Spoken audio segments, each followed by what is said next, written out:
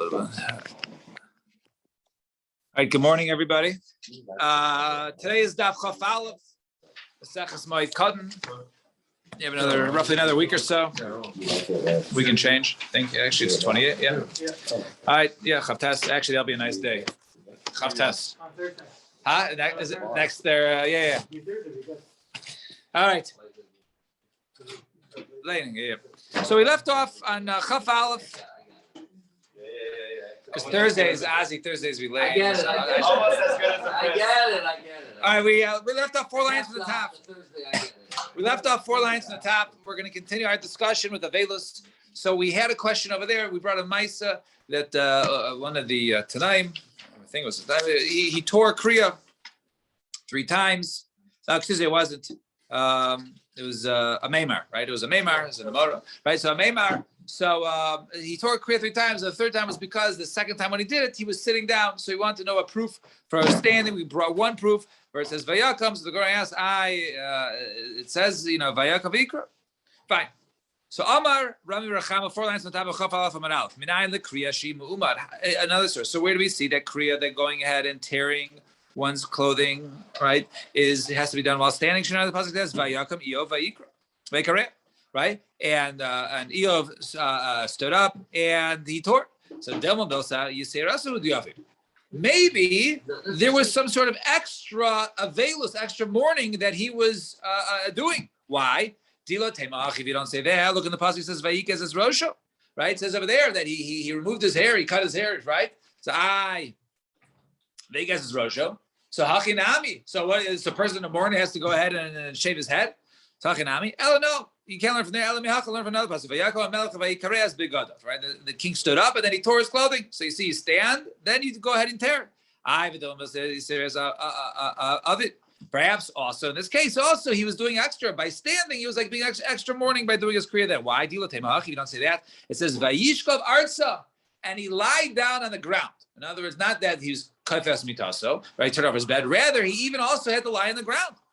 Hakinami. In this case, right? Once it's on a bed, al-gabi kise, right? So if one is, let's say, on top of a bed which is standing up straight like a chair, or al-gabi adioni, or even on some sort of adioni, another, I guess, type of mattress that's also very uncomfortable, and gedola, even adioni gedola, or al-gabi karka, or even karka kulon, and even if he's on the worst of them, he's on the ground. Right? Lo yatzei de chavas. He has not fulfilled his obligation of kofas mitaso, right? Of sleeping on a lower bed. He had to be on a lower bed. He has not fulfilled the mitzvah kfiyas hamita. So you see, kfiyas hamita, which is a requirement, is not fulfilled by lying on the ground.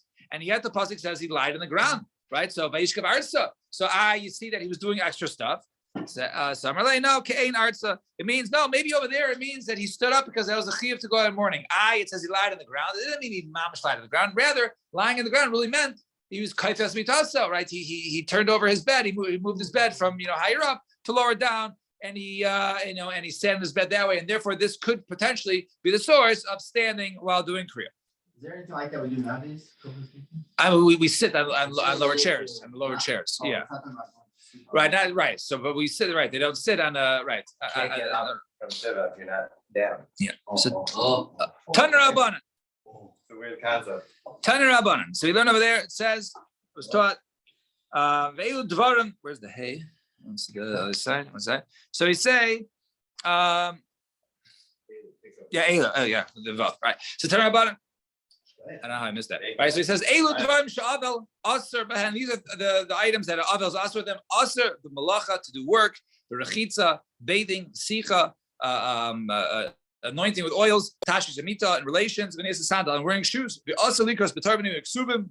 It's forbidden for him to go ahead and read from from Tanakh. Alishnas, the Mishnah, Medrash, v'halachas, v'ashas, v'agadas, and to learn all different types of Torah Shabbat Peh, right? Mishnah and Gemara and the halachas. And agados. However, if he was a teacher and the public needed him, then he's not go ahead and stop. Right now, he continues. One time, the son of Rabbi Yosef he was nifter and he was sitting in the veils, and he taught the entire day because the masses needed him. And Rabbi Rechana, This is only talking about the prohibitions of Shiva, right? right. Yeah. During Shiva, one does not learn. Okay. However, if one is needed by the rabbin, then he would. No, I just wanted to clarify it. It's not talking about Shloshim. Correct. So Rabbi Rechana, Isha Bar Milsa. So one time Rabbi Rechana, he was sitting Shiva, and he thought not to go ahead and teach and stay at home the entire week. So Rabbi Chanina, Imayu Rabbin Srichela, Eina Nimna. Right? The rabbin needs him, i.e., such as yourself, then he does not stay home, right? He has to go out. So even he had COVID, and even they said over here, now he wanted to go ahead. Okay, I'm teaching. I should go ahead and get my usual maturgaman.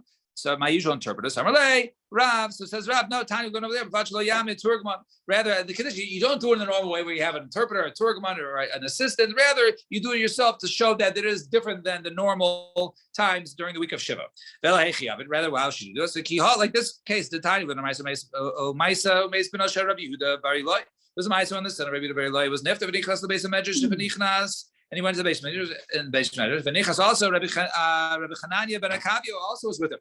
Yasha Betzido and Chananya ben Akavio said on the side. V'lacha shula Rabbi Chananya ben Akavio, and then he basically whispered the shear to Rabbi Chananya ben Akavio. Rabbi Chananya ben Akavio, the Turgaman, and he basically told the interpreter, the Turgaman Yishmael Rabbin. The Turgaman was done to the rabbin. So in other words, it wasn't even a one step to the Turgaman. Rather, it was to somebody else. Then who gave it to the Turgaman, who gave it over to the people. Tanar Rabbanan, second wide line. Avel Gimel Yamim Rabbi Shainim Asal Aniechto. It is also in the first 3 days, right, for the Avel to go ahead and put on tefillin. However, the third day on, right, and the third day is included. So in other words, the first 2 days, the Avel is forbidden. Those are the most bitter days, and therefore one does not wear his tefillin, which is in glory. Rather, those he only the first 2 days. On the third day and on, including the third day, he puts on tefillin. And if new people come who haven't seen him yet, even though it brings back, right, the bitterness and the mourning, right, when you see people for the first time, nevertheless, he doesn't remove his tefillin as if it's like day one, because he's seeing this person for the first time. But this is only according to the Shita that we discussed. Yeah. Because yesterday we discovered that, just the first day has the. So Rabbi Yeshua Omer, let's see. So Rabbi Yeshua Omer, Avel Beis Yavim Rabbi Shainim Asur Lenech. So the Avel is forbidden to wear tefillin the first 2 days. But Mesheni, however, the second day, Mesheni B'Chal Mutar, and the second day is included itself. So according to Rabbi Yeshua, day one is Asur, day 2 and on is Mutar Lenech Tefillin. However, if people come on that time, then Chayletz, then he goes ahead and he removes his tefillin, because then I was like the bitterness of the first day, and therefore he removes his tefillin. And Amar Rav Masna, my time to Rabbi Yezer. What's the reason called Rabbi Yezer who holds? Basically, it's 2 days. The pasuk says, "Vayitumu yimei b'chi yimei b'chi Evel Moshe." Right. So it was when it came to be completed. Right. The days of mourning of Moshe. So it says yimei. Right. I could go ahead because the kudos are by the pasuk on the side, but I know the Bakar here, so he probably knows a little better. So it says completed the days plural. So it was multiple days of bitterness. So therefore, that's the reason why the first 2 days you don't wear tefillin. And Amarav, my time with Rabbi Yeshua says, what's the reason why Rabbi Yeshua says, right? And its end will be a bitter day, right? Referring to morning, its end will be a bitter day, not days, 1 day. So therefore, day 1 is us until day 2 and on is mutter. Rabbi Yeshua, it says over there, it says multiple days. No, Moshe Rabbeinu was different because it was a stronger avelus because he was Moshe Rabbeinu. So therefore, that was why it was multiple days. Normally, it's only 1 day is the ultimate day of bitterness. Rabbi Yezer, it says that the fight, its end will be a bitter day. So he says, no, the main bitterness is day 1. Still, day 1 and day 2 are both more bitter than anything else, but day 1 is the most bitter day. So Amar Ula says, Ula, halacha k'Rabbi Eliezer b'chalitza, v'halacha k'Rabbi Yeshua b'hanacha, right? Chalitza is tefillin, right? So says Rabbi Eliezer, the halacha is over there. Actually, Rashi says it the favors, right? Halacha Rabbi Eliezer is reading from Rashi. He says, halacha k'Rabbi Eliezer b'chalitza, shibo panim chadashos b'gimel ein achayletz. That if new people come on day 3, you do not take off your tefillin, you continue to wear your tefillin. Halacha Rabbi Yeshua b'hanach, and the halacha is like what you said. Halacha is like Yeshua b'hanach. It means the b'sheni mutal hanichtan. On day 2 you wear tefillin. So on day 2 you wear tefillin, only not day 1. Day 2 you wear tefillin, and day 3 if people come, you don't go ahead and remove your tefillin as if it's bitterness of day 1. So the Gemara says, b'sheni lula chaylitz. Oh, ain't a chaylitz. Okay, according to him, then since you're putting on tefillin on the day 2, and you only answer it says on day 3 you don't take off your tefillin. So what about day 2? Do you take off your tefillin on day 2 or not? So Tashma, come listen. Amar Ula, right? You remove it and put it on even 100 times. So yes, on day 2, it seems like you go ahead and take it off. And Tani Namiachas, the learner of Yehuda Ben, you go ahead and take off your tefillin even 100 times. You see new people for the first time. You remove your tefillin to be for their condolences. You put back on tefillin. You see somebody else take off your tefillin again. And Rav Amar Keva Shaniach Shuv Enechales. So Rav says no. Once you put it on, then you don't go ahead and remove your tefillin. I got Rava who damar halacha tanadi da demer shleisha. What are you talking about, Rava? If you, according to you, you wear it completely on day 2. Rava held that he held like the Aratana, who says that you need Avelis at least 3 days. He holds the Ikra Avelis is 3 days. So if Ikra Avelis is 3 days, the Ikra part really should be the part without tefillin. So Gemara answers, Davar Shleisha. So Gemara answers, no, mitzvah shani. Turn the page. So it says mitzvah shani. Doing a mitzvah, i.e. hanachas tefillin, yes, ein echanami, 3 days is the ikar part of morning. Nevertheless, to put on tefillin, that is different. So Tana Rabbanan, Avel, a mourner, Gimel Yamim Rishayim Asa B'Malacha. The first 3 days for the Malacha. Afilu ani hamid parnas minasadaka. Even a poor person, right? He has to be supported from tzedakah.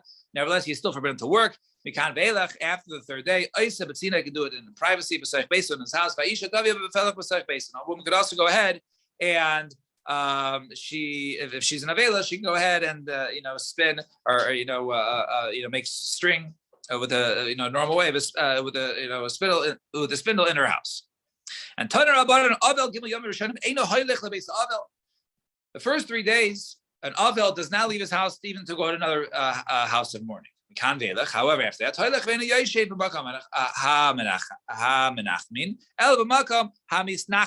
right? After on the 4th day and on, even though he's still sitting shiva, he can go ahead and make a shiva call to somebody else, but he doesn't sit with the those who are consoling the mourner. Rather, he sits with the mourners. And the first 3 days of an avel, it's also b'shila shalom. So an avel can go and be menachem. That's what just said. That's what just said from day 4 and out. Right. So avel. It's forbidden to go ahead and any shablechem either way. First 3 days.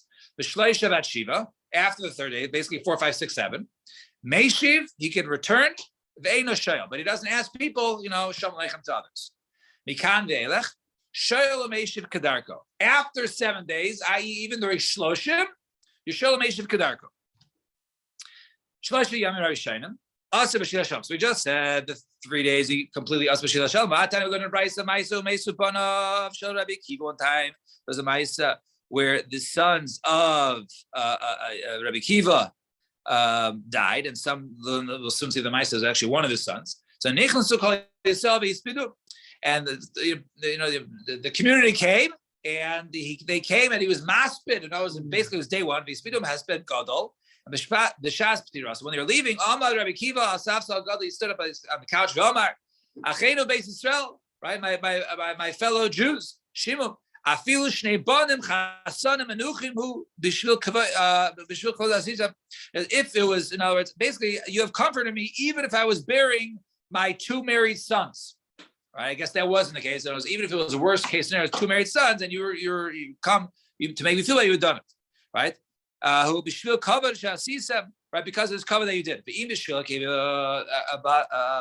you just say, but you did it for me and my personality, you like me. There's many people named Akiva, right? That's nothing special. Ela kachamartam, Torah eloika belivo, right? The Torah of Hashem is in your hearts, right? All right, and therefore your schar should be doubled. In other words, you came for kavod Torah, you came to comfort me, and therefore it's a big mitzvah that you came here. You shikar for coming, right?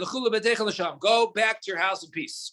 So what do you see over here? That he addressed people, right? There was Shila Shalom. This is constituted Shila Shalom, right? He addressed people. He wished them Shalom Aleichem, and it says Shalom. So you see that it's done. This is done on day 1. So he's done in the first 3 days. So Gemara answers now, covered Rabbim Shani. right? No, the covenant of the rabbim is different because it was the rabbim that he did it to. So now the next part. So he said Megimel ve'ad Shiva from 3 to 7. Meishiv ein shel. So he can respond to a Shalom Aleichem, but he doesn't go ahead and be shel others. So Mekan ve'edach shel Meishiv Kedarko. Then after 7 days, it's like normal. Meishiv Kedarko. I've Raminu Asakasha. Might say Chavero Avel. If one goes out, he bumps into his friend for the first time after he was a mourner within the 30 days within Shloshi. Medaber imo tanchumim ve'eno shel b'shlomo. It says over here. Now remember, we just said till 7, right? After 7, you can do whatever you want. Here, this says if you see him within 30 days, then you speak with him words of condolences, right? And you don't ask, ve'eno shel b'shlomo. After 30 days, then you go ahead and ask him, and you shouldn't go ahead and give him condolences after 30 days.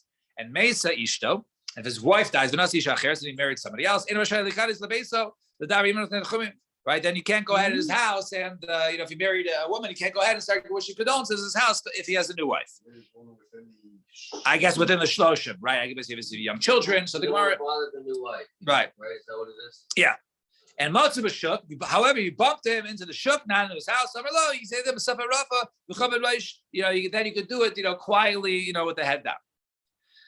So we see in this case over here that what's called that 30 days.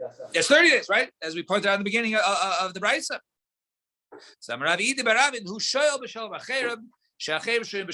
He says no. He could ask because they're in peace, and he can go to others and ask them how they're doing. But acherim ain't shalom b'shalom. But others can't ask him within 30 days. Shu ain't no shalom b'shalom because he's not b'shalom. He's still in his shloshim.